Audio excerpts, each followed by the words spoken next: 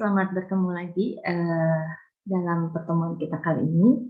Hari ini Ibu akan coba untuk memaparkan materi pertama untuk mata kuliah perencanaan program pengajaran fisika. Selamat datang untuk mahasiswa sekalian. Oke, hari ini kita akan masuk pada materi pertama, yaitu kita akan coba melihat materi terkait kalender pendidikan.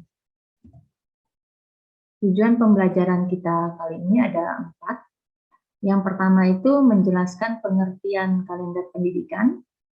Yang kedua, menjelaskan fungsi kalender pendidikan.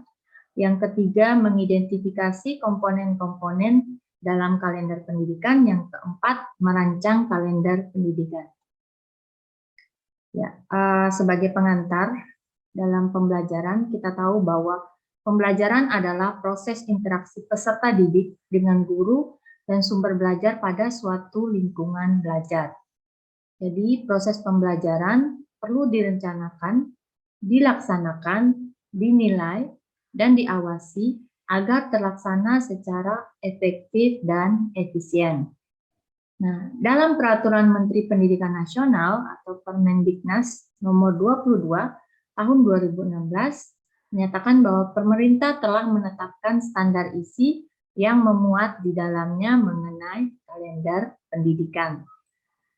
Oke, pertanyaannya, tahukah kalian apa itu kalender pendidikan? Oke, kalender pendidikan atau lebih dikenal dengan kalender akademik merupakan pengaturan waktu untuk kegiatan pembelajaran peserta didik selama 1 tahun ajaran yang mencakup permulaan tahun pelajaran, minggu efektif belajar, waktu pembelajaran efektif, dan juga hari libur. Nah, fungsi kalender pendidikan itu ada 2. Jadi ada fungsi secara umum dan juga fungsi secara khusus. Nah, fungsi kalender pendidikan ini dengan adanya kalender pendidikan dapat kita katakan bahwa setiap program yang disusun akan memiliki keselarasan dengan tujuan rencana belajar yang akan dilakukan. Jadi itu secara umum fungsi dari kalender pendidikan. Kita lihat kembali untuk fungsi umum. Jadi fungsi secara umum untuk kalender pendidikan, di mana secara umum kalender pendidikan ini berfungsi untuk menciptakan efektivitas dan efisiensi dalam proses pelaksanaan pembelajaran di sekolah maupun di madrasah. Sedangkan secara khusus, fungsi dari kalender pendidikan itu digunakan sebagai pemetaan untuk mengefisiensikan penyusunan program tahunan atau prota, program semester atau prose, silabus, dan rencana pelaksanaan pembelajaran atau RPP. Jadi itu kita sudah melihat bersama pengertian dan juga fungsi dari kalender pendidikan. Berikutnya kita akan lihat kira-kira komponen-komponen apa saja yang ada dalam kalender pendidikan. Jadi ada 4 komponen yang ada dalam kalender pendidikan. Yang pertama itu adalah permulaan waktu pelajaran. Yang kedua itu pengaturan waktu pelajaran. Yang ketiga pengaturan waktu libur. Dan yang keempat memiliki masa berlaku. Kita lihat satu persatu. Yang pertama untuk permulaan waktu pelajaran.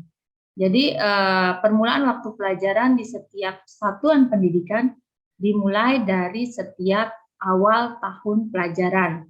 Jadi biasanya awal tahun pelajaran itu bukan dari Januari, tetapi dari bulan Juli.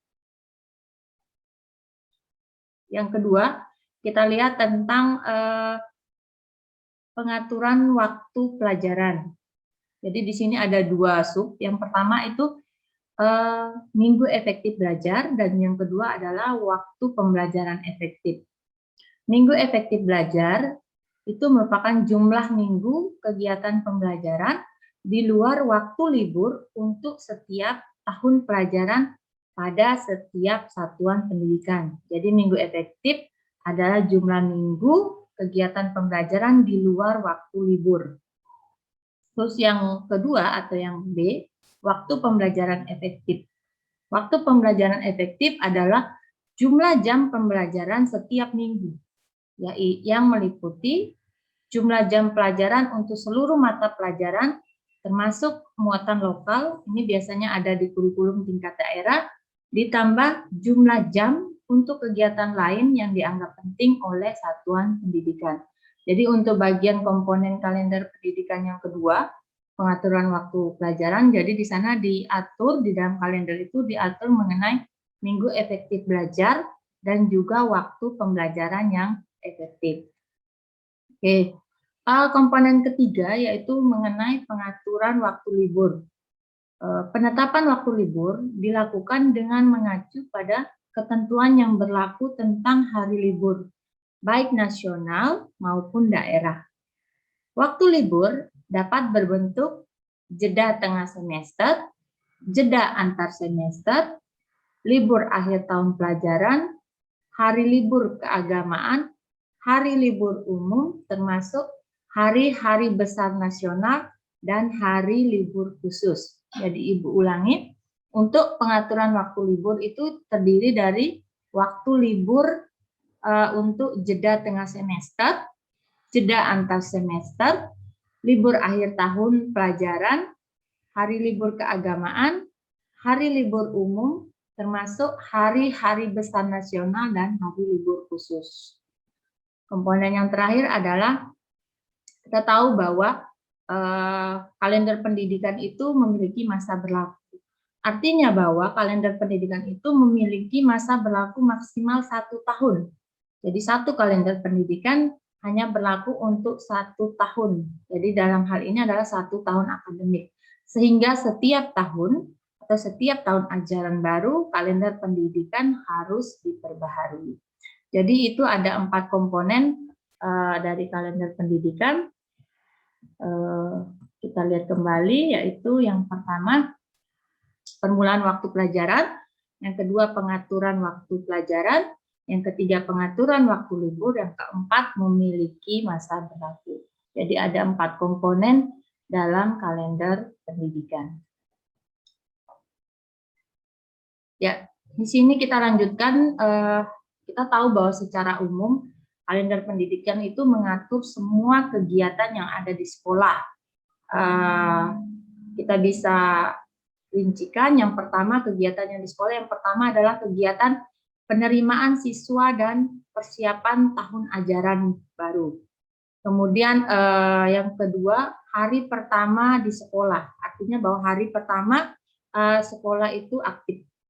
Yang ketiga, kegiatan belajar mengajar, meliputi yang pertama persiapan mengajar, yang kedua penyajian pelajaran, yang ketiga evaluasi belajar, yang keempat kenaikan kelas, yang kelima tamat belajar, yang keenam bimbingan siswa.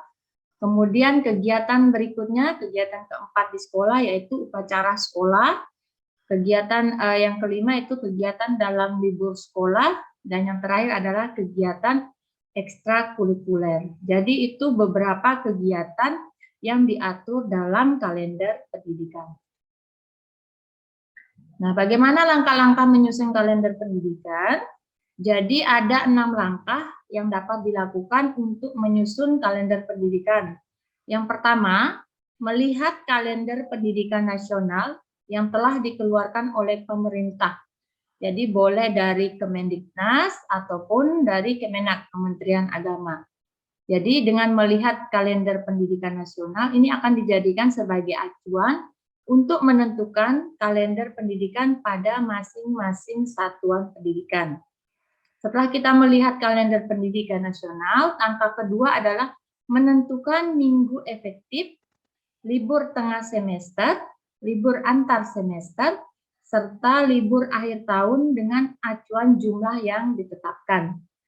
Jadi kita melihat dulu kalender pendidikan, yang kedua menentukan waktu-waktu libur, kemudian langkah ketiga adalah menyesuaikan kalender dengan keadaan hari-hari libur umum maupun libur yang bersifat keagamaan. Kemudian langkah keempat, menentukan periode efektif pembelajaran dengan mempertimbangkan hari-hari yang akan tersita untuk kegiatan-kegiatan pengembangan diri, baik ekstrakurikuler maupun bimbingan dan konseling terpadu. Langkah yang kelima, menentukan bobot dan alokasi hari-hari pembelajaran efektif setelah disesuaikan dengan hari efektif fakultatif. Jadi di sini misalnya hari-hari pembelajaran di bulan Ramadan, itu kan pasti tidak normal, pasti ada penyesuaiannya. Kemudian hari libur fakultatif, misalnya hari libur awal puasa dan libur hari raya. Jadi kita harus bisa menentukan bobot dan alokasi hari-hari pembelajaran efektif. Nah, langkah keenam atau langkah terakhir, merekap kalender pendidikan selama 1 tahun penuh atau dapat pula ditambah kalender pendidikan per semester dan per bulan dengan rapi dan telah diteliti oleh tim perumus kalender pendidikan. Tim perumus kalender pendidikan kalau di sekolah itu biasanya nanti oleh bagian kurikulum. Jadi itu adalah 6 langkah dalam menyusun kalender pendidikan. Nah, ini ada beberapa contoh kalender pendidikan. Jadi nanti ketika membuat, yang pertama teman-teman silakan menuliskan identitas. Jadi sekolahnya apa, tahun pelajarannya kapan. Kemudian boleh dibuat seperti ini. Dari contoh ini per bulan. Jadi dispesifikasikan untuk tiap bulan. Kemudian jangan lupa perlu ada keterangan mengenai simbol-simbol yang ada dalam kalender pendidikan. Silakan simbol-simbolnya teman-teman bisa menyesuaikan dengan diberikan simbol warna atau diberikan simbol misalkan emoticon seperti itu, atau diberikan keterangan juga boleh. Yang penting di dalam kalender pendidikan itu jelas terlihat kira-kira kapan hari efektif, kapan hari libur, dan sebagainya. Kemudian yang paling penting juga bahwa di dalam kalender pendidikan harus ada pengesahan dari kepala sekolah dari sekolah tersebut. Ya. Jadi ini yang beberapa contoh. Ini contoh kedua, bentuknya seperti ini. Jadi penyajiannya itu tidak baku, tidak harus seperti yang pertama. Seperti ini tidak baku. Jadi bisa seperti contoh yang kedua. Yang penting intinya adalah di dalam itu dia menggambarkan tentang kegiatan serta minggu pembelajaran efektif dan tidak efektif yang dilakukan di sekolah selama 1 tahun akademik, yaitu dari semester ganjil dan semester genap.